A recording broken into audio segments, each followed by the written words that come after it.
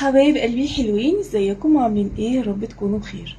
النهارده فيديو جديد بقراءة جديدة.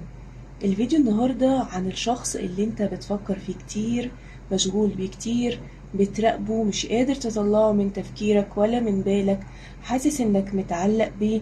ممكن يكون الشخص ده كان في حياتك وانفصلت عنه، عملت له بلوك، عمل لك بلوك، حصل بينكم يعني انفصال.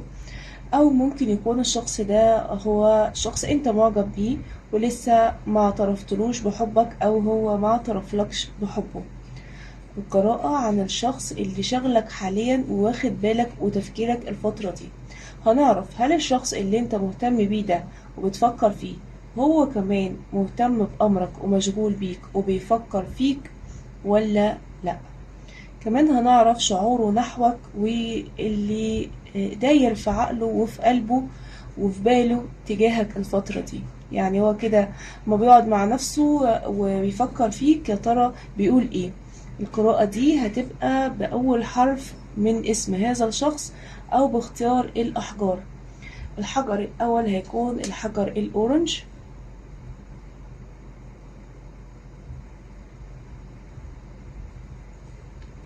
الحجر التاني هيكون الحجر التركواز.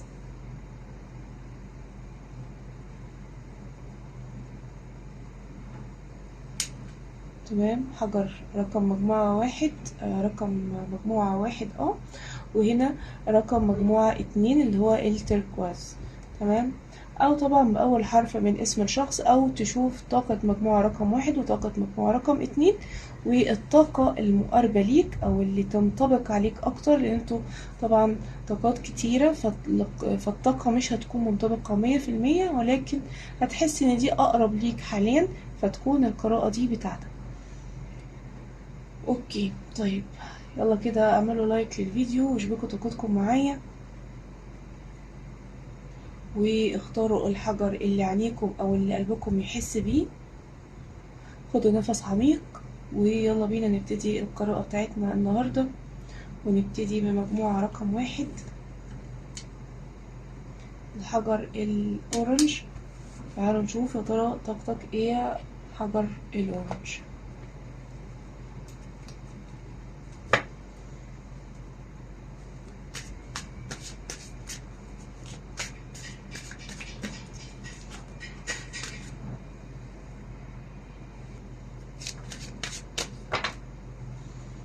يا ترى طاقتك ايه مجموعة رقم واحد.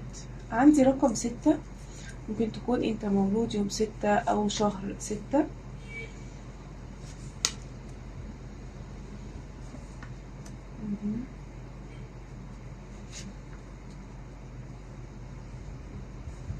انت مستني اعتراف بالحب او مستني رجوع من شخص لحياتك مرة تاني، مستني حد يعترف لك بمشاعره او مستني حد يرجع لك من الماضي. يمكن انت مش شايف غير هذا الشخص، مش قادر تشوف حد غيره. اوكي، كمان عندي رقم 23 ورقم 21، ممكن يكونوا يوم عيد ميلادك، اليوم اللي اتولدت فيه.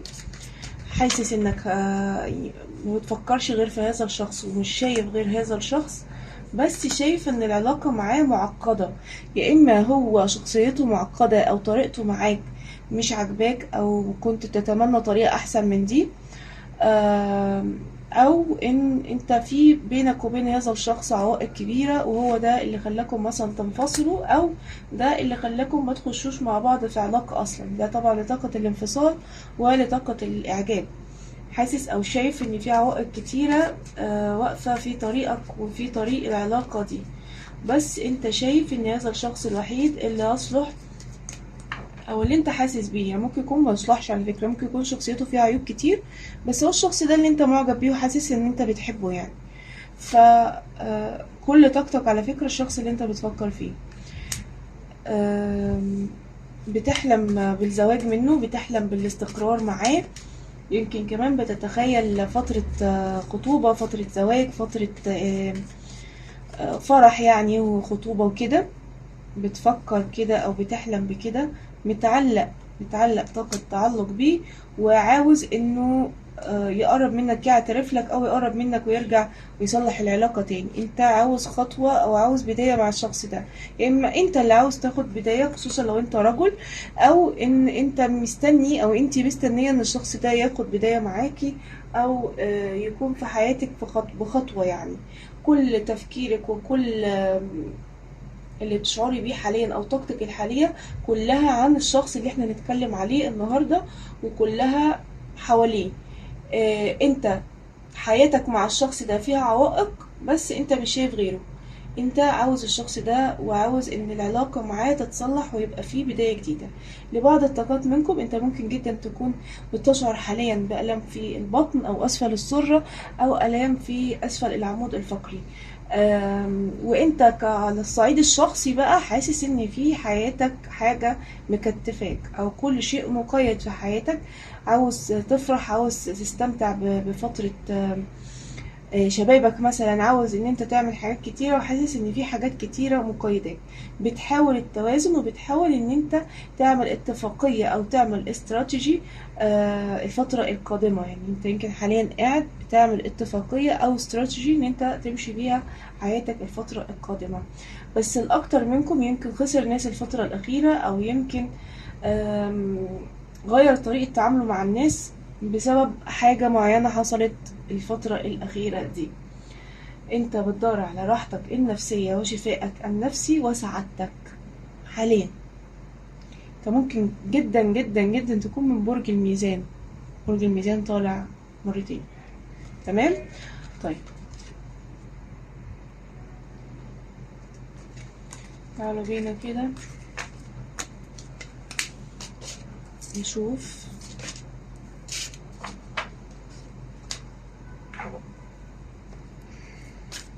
هل الشخص اللي مجموعة رقم 1 مشغولين بيه، مهتمين بأمره، بيراقبوه، بيفكروا فيه، متعلقين بيه، هل الشخص ده مشغول بيهم، بيفكر فيهم، مهتم بأمرهم، بيراقبهم؟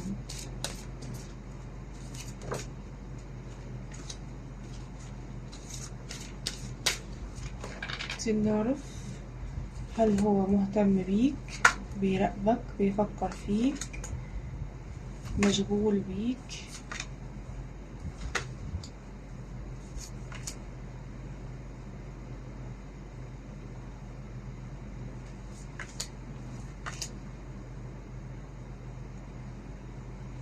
وكمان عايزين نعرف شعوره نحوك ايه الفترة دي.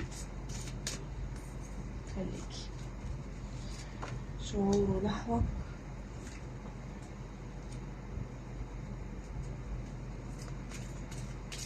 وايه اللي داير في عقله او باله او قلبه تجاهك حاليا. ما بيقعد مع نفسه كده ويتكلم. كروت كبيرة شوية فبتقع من ايدي. ما بيقعد مع نفسه كده بيقول ايه عليك بينه وبين نفسه مثلا.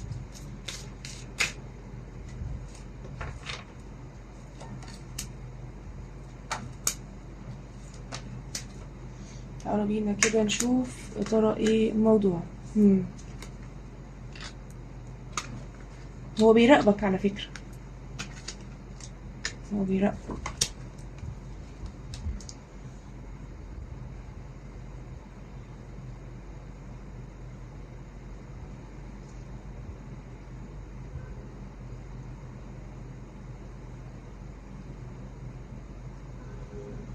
هو في طاقة مراقبة عليك، بس الشخص ده غامض جدا على فكرة ومتعب، يعني غموضه متعب شوية. تمام. هو أول حاجة يمكن طلعت في الكروت، هو عنده مشاكل في شغله، عنده مشاكل في العمل بتاعه، أو يمكن هو لسه سايب عمله، أو في الطاقة بتاعته أو حالته دلوقتي فيها شغل راح منه، مشكلة في شغله، ساب الشغل أصلا ومشي، في عنده مشاكل تخص شغله. بس هو قاعد ازاي يعني زعلان، قاعد زعلان تعبان مكتئب نصه نايم ازاي. فهو عنده مشاكل في شغله حاليا، بيفكر فيك كتير على فكرة وهو قاعد لوحده خصوصا، وبيسرح. الشخص ده يمكن بيجي عليه الليل يقعد يفكر فيك، يقعد يسرح بخياله. بس خد بالك ان الكارت ده برضو هو متكتف، هو بيفكر فيك بس متكتف. اوكي. كمان هنا عندي ان هذا الشخص بيراقبك، بيبص عليك، بيشوفك، بس احتمال تكونوا انتوا الاتنين في طاقة بعد، مسافة في بينكم، مسافة في بينكم بعد، او يمكن ما بتشوفوش بعض بقالكم فترة. الشخص ده حاليا انت شغله، بس هو شخص عملي جدا وبيفكر في شغله بطريقة كبيرة. يعني رقم واحد في حياته هو الشغل. هو شخص عنيد وشخص مودي، ومفيش حاجة بتعجبه ومفيش حاجة بترضيه. اوكي. وشخص غامض زي ما انا اتكلمت في الاول اهو، شخص غامض عامل زي القمر، عامل زي الليل. فانت ما تعرفش عنه حاجة، وما يقولكش او ما يبينش غير اللي عاوزك انت بس تعرف. بصوا، هو اول حاجة في حياته شغله، او بيفكر في شغله كتير، بس بالرغم من ان هو بيفكر في شغله كتير او مشغول دايما في شغله، اول حاجة بيفكر فيها هي الشغل. ولكن بالحالة الشخص العملي اللي قصادي ده، هو بيفكر فيك وبيسرح وبيفكر فيك كتير، خصوصا وهو قاعد لوحده زي ما قلنا. وما بتيجي في باله بيبقى يمكن مش في زحمة الشغل ومش في زحمة المشاكل اللي عنده كده. لا، دايما لما بيجي كده قاعد مع نفسه او قاعد كده بالليل مثلا هينام او حاجة، انت بتيجي في باله، بيفكر فيك، بيفكر في كلامك، بيفكر في مشكلة مثلا حصلت ما بينكم لو انتم منفصلين، ولو انتم لسه في علاقة اعجاب ببعض، فبيفكر فيك كشخص مثلا لسه شايفك، او لسه انتم متعرفين على بعض او كده، انت بتيجي في باله. تمام. فاذا كان الشخص ده شخص انت معجب بيه، او اذا كان هو شخص انت منفصل عنه وهو حاليا شغلك، فاعرف ان هذا الشخص هو كمان مشغول بيك وبيفكر فيك. بس الشخص ده شخص عملي من الدرجة الاولى، فيمكن ما بيعرفش يبين او يوضح او يقول مثلا ان هو مشغول بيك، او ان هو بيفكر فيك، او ان هو مهتم بيك، او الكلام اللي زي ده. الشخص ده عنده احلام كتيرة بيجري وراها. يمكن الفترة دي بيجري ورا أحلامه، عنده طموحات كتيرة في شغله، عاوز يكون حاجة تانية، عاوز يكبر، عاوز يبقى ليه حتى لو هو حاليا مكانته في العمل كويسة، هو عاوز يبقى أفضل. بس هنا شايفة، هنا الكارت ده بيقول إنه هو غير مستعد للارتباط، أو غير مستعد حاليا للاستقرار. تمام. هو قدامه أحلام، فهو حاليا غير مستعد للارتباط أو للاستقرار. ممكن يكون في مشاكل أو عوائق بتمنعه إنه يعمل كده، أو هو كشخصية هو غير مستعد أو مش عايز ياخد الخطوة دي حاليا. طيب، حاولت انزل لكم الكاميرا علشان تشوفوا معايا الكروت احسن. فاحنا شفنا هنا ان هو مشغول بيك فعلا وبيفكر فيك، ولكن هو شخص بيفكر في عمله بطريقة كبيرة، وشخص حاليا هو غير مستعد للدخول في موضوع استقرار او ارتباط، او ان يكون ملزوم. طيب، احنا هنا كنا بنشوف يا ترى هذا الشخص شعوره نحوك ايه.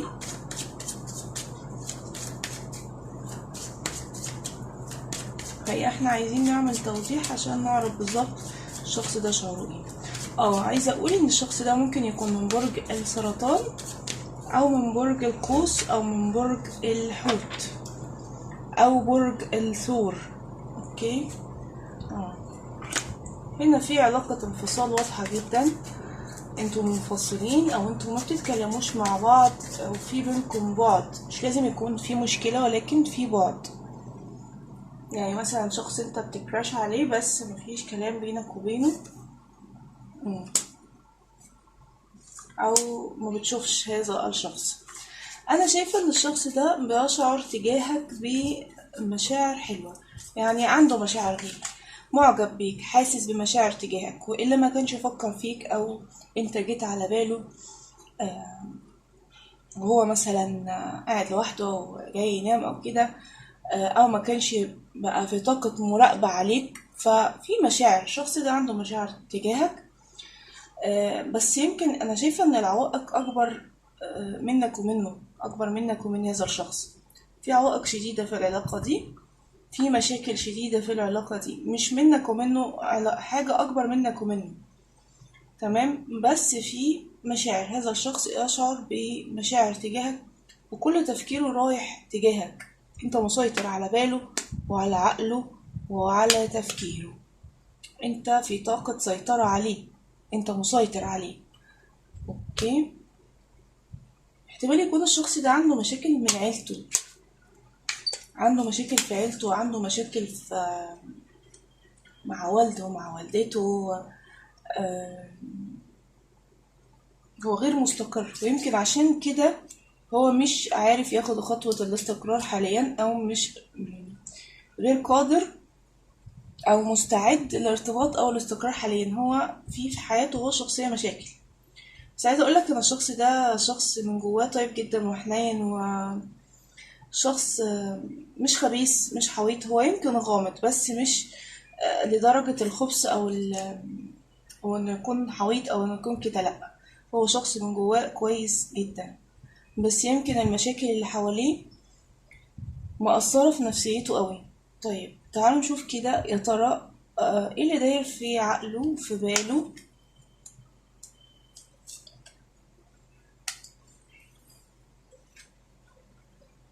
هو على فكرة بيشوفك في طاقة انك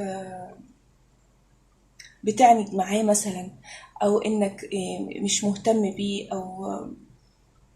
او ان انت شخص مودي او شخص عندي. هو شايفك كده، ودايما لما بيجي يتكلم مع نفسه عليك او يفكر وتيجي في باله مثلا ويفكر فيك، دايما بيبقى شايف الحتة دي ان انت شخص مودي عندي. عندك تجاهل شوية ليه، او على طول يعني لو في مشكلة او في حاجة، لو انتوا بتتكلموا مع بعض تمام وحصل اي حاجة، انت ممكن اللي هو تزعل ما تردش عليه، تسيبه. يعني عصبي شوية، او ممكن نقول اكتر انت مودي شوية. الكلمة بتغيرك، ممكن لو قالك كلمة وضايقتك تتغير في ثانية. العلاقات هنا انا شايفة ان في بينهم بعد مسافات، انت في بلد وهو في بلد، ودايما هو بيكون شايف البعد ده، حاسس بيه. يعني ايه حاسس بيه؟ لما يطلع لي الكارت ده هنا في حتة هو ايه اللي داير في قلبه او في عقله، لما يطلع لي كارت ذا وورلد، يعني هو حاسس ان في بعد، في مسافة بينك وبينه، او ده مؤثر فيه. وممكن كمان نقول ان انتوا الاتنين فيكم طباع عكس بعض، او هو شايف ان انت عكسه. يعني مثلا يقول ايه، انا شخص مثلا ما بعرفش اتجاهل حد، او ما بعرفش مثلا اضايق حد بكلامي، لكن هو كده عليك انت ممكن تضايقه، انت ممكن تتجاهله عادي. يعني شايف ان انتوا فيكم انتوا الاتنين صفات مختلفة عن بعض، مع انه على فكرة هو شخص مودي زيك. انتوا الاتنين شخصيات مودية بدرجة كبيرة، بس يمكن يكون لبعض الطاقات بيشوف ان في بينك وبينه اختلافات. انت مختلف عنه وهو مختلف عنك في حاجة معينة. آم، الحاجة مم. بيقول عليك ان انت يمكن خليته يفكر فيك ومشيت وسبته، او ما بقيتش تتعامل معاه زي الاول، او علقته بيك و بقيت تتعامل معاه معاملة مش حلوة بعد ما اتعلق بيك. او بيقول برضو ممكن يكون من ساعة لما حس او شعر ان انا متعلق بيه وان هو مهم عندي تقل عليا. يمكن ده كلام هذا الشخص عليك، وبالرغم برضو ان شايف انك يمكن بتتعامل معاه بتجاهل او بتتعامل معاه بعدم اهتمام، الا ان برضو هو لسه في طاقة المراقبة وطاقة التعلق بيك. بس بيحاول ما يبينلكش ده خالص، وبيحاول ان هو برضو يبقى مبين لك طاقة الفور اوف ايموشنز، اللي هو انا برضو يعني عادي، عندي لا مبالاة وعندي عدم اهتمام. أم... على فكرة انتوا ممكن جدا تكون في بينكم علاقة روحية، بيطلع لي كروت روحية كتير. فممكن جدا تكون في بينكم علاقة روحية، وفي العلاقة دي محتاجة مواجهة منك ومنه، ومحتاجة وقت، محتاجة مجهود. دي من العلاقات اللي محتاجة مجهود، أو من العلاقات الصعبة اللي بيكون فيها عائق كبير أو بيكون فيها مشاكل. فهذا الشخص اللي انت بتفكر فيه حاليا مهتم بيك وبيفكر فيك ومشغول بيك، وبيحاول يخفي ده، وانتوا علاقة فيها مشاكل شوية او فيها عوائق شوية. تمام. طيب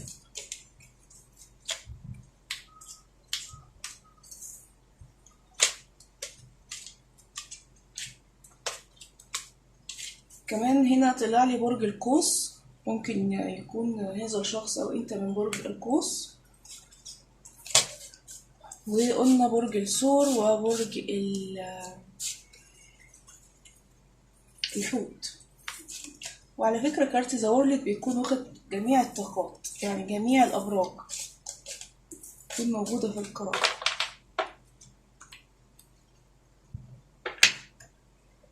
تعالوا بقى نشوف طاقة مجموعة رقم 2 ومجموعة رقم 2 الناس اللي اختارت الحجر التركواز. يلا بينا نشوف طاقتكم عاملة ايه. يلا اشوفوا طاقتكم واعملوا لايك على الفيديو، اعملوا لايك يلا. يلا بينا نشوف يا ترى الطاقة بتاعتك ايه.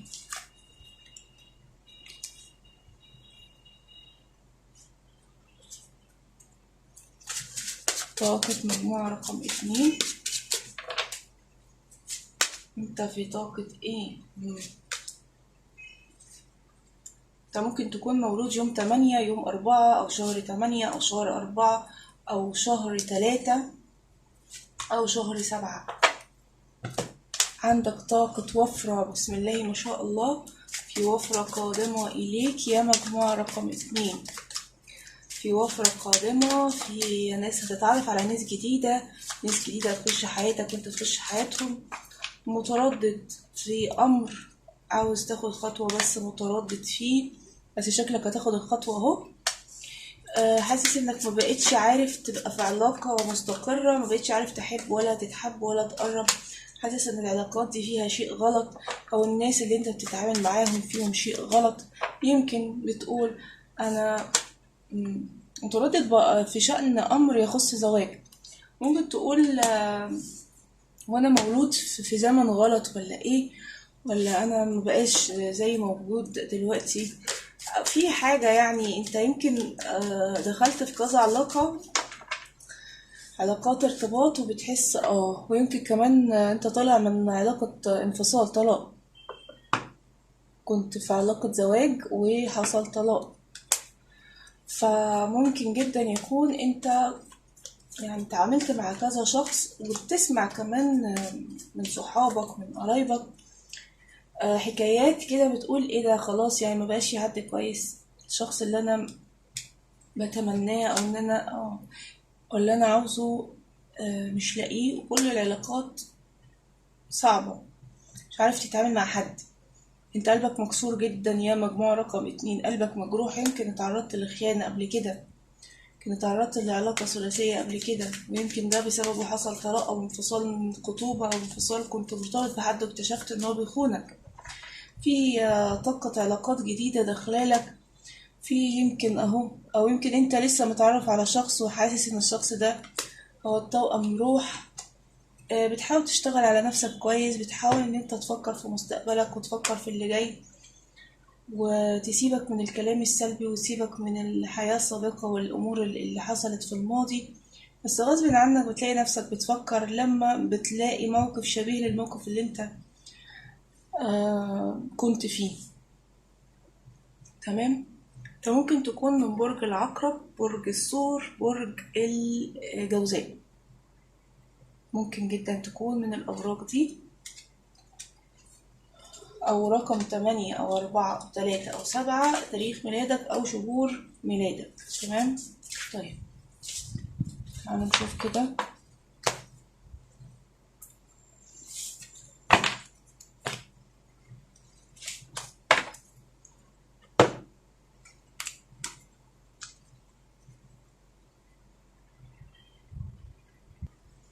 تعالوا كده نشوف هل الشخص اللي انت مهتم بيه مجموعة رقم 2، الناس اللي اختارت الحجر التركواز، يا ترى الشخص ده بيفكر فيهم، مشغول بيهم، مهتم بأمرهم، بيراقبهم، ولا مش في باله؟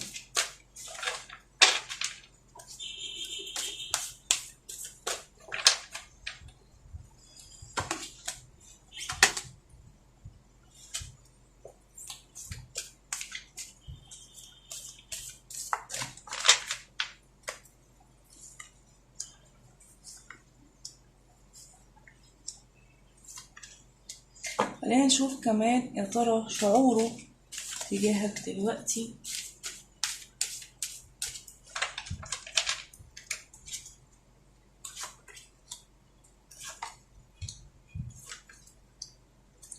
وكمان يا ترى الشخص ده بيجي يكلم عقله، سوري، بيجي يكلم نفسه. يا ترى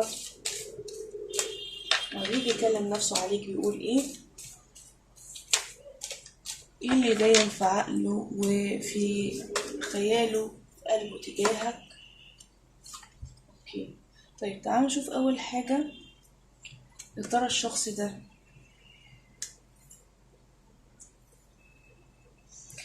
الشخص ده بيفكر فيك زي ما انت بتفكر فيه؟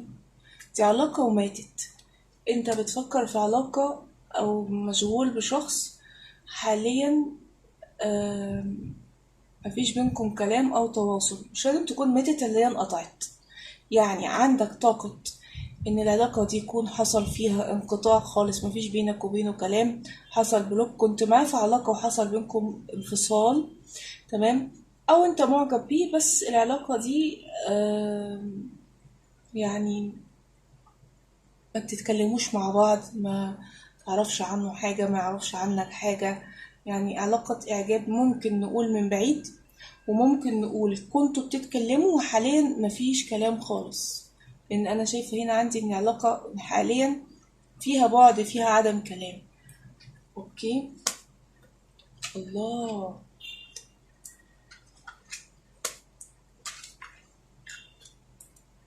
Queen of Emotions.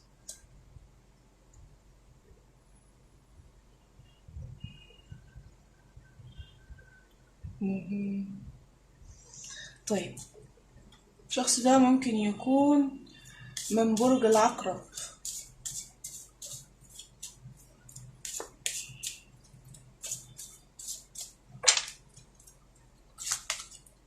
ايه ده؟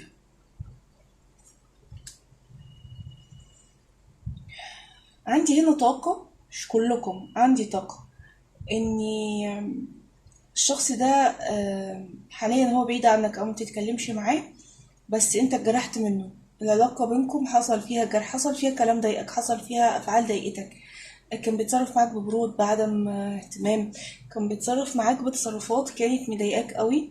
انت في طاقة تطور والعلاقة يعني العلاقة ماتت، بس انت بتراقبه ومشغول بيه وبتفكر فيه، وهو كمان بيراقبك ومشغول بيك وبيفكر فيك بالرغم من انقطاع العلاقة، او بالرغم ان حصل بلوك، حصل بعد، حصل كلام يضايقك، انت ضايقته بالكلام، حصل فيه جرح. شايفة ان في جرح في العلاقة دي. ممكن جدا تكونوا منفصلين حاليا، يعني كنتوا في علاقة انفصلتوا، او ممكن نقول انها علاقة كراش، بس يعني الشخص ده جرحك بالكلام. فيديو الفون فصل. تعالوا بينا نكمل. وكنت بقول لكم ان دي ممكن جدا تكون علاقة كراش، وهذا الشخص جرحك بالكلام. انا شايفة جرح، تمام، شايفة ان في جرح يعني جرح بالكلام. اوكي، طيب هل هو بيفكر فيك؟ الشخص ده بيفكر فيك، وللناس اللي الشخص ده جرحهم بالكلام بيفكر قد ايه هو يعني ظلمك معاه، او اتكلم معاك باسلوب مش لائق، او اتصرف معاك تصرفات مش لائقة. اتصرف معاك بتجاهل الشخص ده، ويمكن كمان كان بيحاول ان هو يصير غيرتك، يعني مش بس ان هو بيتصرف معاك بتصرف غير لائق، لا ده هو كمان كان بيحاول يصير غيرتك. الشخص ده حاليا بيفكر فيك، وكمان لطاقات كتيرة الشخص ده بيفكر فيك وندمان على اللي هو عمله معاك. وكمان عندك طاقة مراقبة، هو بيراقبك. يعني بص الكارت هنا، هو بيراقب، بس اللي بيظهره لك ايه؟ بيظهر لك انه مش مهتم برضو.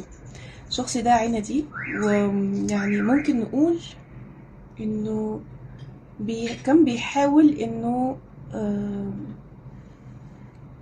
يبين لك او يوضح لك ان هو في كذا حد يعني هيموت عليه، وشخص ما فيش منه اتنين وحاجات زي كده، كان بيتعامل معاك بالاسلوب ده. طيب تعالوا نشوف يا ترى ايه شعوره نحوك حاليا، بيشعر بايه دلوقتي تجاهك هذا الشخص. اوكي، اوكي، هو بيأنب ضميره، بيأنب نفسه. الشخص ده بيأنب نفسه على حاجة عملها معاك، وبيقول ان هو ما كانش ينفع انه يعمل معاك كده. ولو في بينكم مسافة او في بينكم بعد او بقالكم كتير ما بتتكلموش مع بعض، هذا الشخص شعوره انه نفسه يكلمك او نفسه انه يعرف اخبارك. تمام، بيفكر فيك. وحاليا الشخص ده لوحده وعنده شغف. لو كان في تدخل من اطراف تانية في العلاقة دي، فحاليا هو الشخص ده لوحده ومفيش حد في حياته. على فكرة هو حاليا بيشعر بالوحدة الشديدة وبيشعر بالاكتئاب، زعلان ولوحده، مفيش حد في حياته. يمكن لو كان في ناس كتير في حياته وبيحاول ان هو يظهر لك ده، دلوقتي مفيش حد. الشخص ده مشاعره الحالية هي شغف شديد تجاهك، عنده كمية شغف رهيبة. طيب تعالوا نشوف يا ترى الشخص ده ايه اللي داير في عقله او في باله. شايف ان انت يمكن شايف ان انت خلاص ما بقيتش تفكر فيه. لما بيجي كده يقعد مع نفسه يفكر فيك، بيقول ان انت خلاص ما بقيتش تفكر فيه، وان انت بقى عندك زي حاجة مهمة في حياتك حاليا. يمكن احتمال ان انت او عارف عنك مثلا ان انت ابتديت شغل جديد، عمل جديد، ابتديت حاجة جديدة. بيقول ان خلاص هو ما بقاش يفكر فيا، او ما بقتش مهم ليه، وانه في طاقة الفور اوف ماتيريالز اللي هو انت عندك عدم اهتمام بيه، خلاص ما بقاش موجود في حياتك او ما بقتش تفكر فيه. حتى لو الشخص ده كراش، وحتى لو الشخص ده لسه بتشوفه او لسه معاك في شغلك او في عملك او في كده، هو قال خلاص الشخص ده صرف نظر عني. خلاص هو بقى بيفكر في نفسه، بيفكر في حياته، في مستقبله، في شغله، ومبقاش يفكر فيا خالص. ما يعرفش ان انت مشغول بيه، ما يعرفش ان انت بتراقبه، ما يعرفش كل ده. هو كل اللي شايفه واللي حاسه تجاهك ان انت ما بقتش تفكر فيه، وبقيت تفكر في مستقبلك وفي شغلك وفي عملك، وبقى ليك حياة تانية. بقى ليك ممكن كمان يكون بيفكر انك تكون ارتبطت او دخلت في علاقة اخرى، او بقى في حياتك حد تاني. ده اللي هو بيشعر بيه او بيحسه تجاهك. يعني شايف، يعني الخلاصة من القراءة، الشخص ده شايف ان هو اتعامل معاك بمعامله وحشه، وان انت مشيت او انت خلاص ما بقتش موجود في حياته، وندمان على ده. وشايف ان انت بقيت مع حد تاني بقى، او ابتديت حياه جديده، او بقى في حياتك حاجة تانية تشغل بالك وعقلك وكده. بس لو جينا نتكلم عليه، هو مشغول باله جدا، خصوصا بعد ما انت بقيت في طاقة الفور اوف ماتيريالز، اللي هو طاقة ان انت مش مهم عندي وخلاص. يمكن كنت الاول ببين ان هو مهم، وهو كان ساعتها متجاهلك، وحاليا انت ما بقتش مبين له حاجة، ودلوقتي هو بيفكر فيك. احتمال على فكرة تكونوا انتوا الاتنين علاقة توأم شعلة، اللي هو الهارب والمطارد. اوكي، فهذا الشخص بيفكر فيك ومشغول بيك وعنده طاقة ندم اللي عمله معاك. ممكن يكون الشخص ده من برج العذراء، برج العقرب، برج السرطان. وبرضه هنا جايلي كارت ذا وورلد، ده برضه يعني كل الابراج موجودة في الطاقة بتاعتنا. وكمان جايلي برج الاسد. طيب انا كده خلصت القراءة، يا رب تكون القراءة عجبتكم وانطبقت معاكم. ما تنسوش اللايك. اللايك يا جماعة، اعملوا لايك كتير واعملوا شير عشان الفيديو يقدر يوصل لأكبر عدد من الناس. لان قلة اللايكات بتخلي انه ما بيوصلش لناس كتيرة، بالتالي ما حدش بيشوفه. وانا يعني بتمنى ان انتوا تقدروا تعبي وتعملوا لي لايك وتعملوا شير لاصحابكم عشان يتفرجوا معاكم، وقولوا لي في الكومنتس عايزين قراءات ايه الفترة الجاية. شكرا ليكم، باي باي.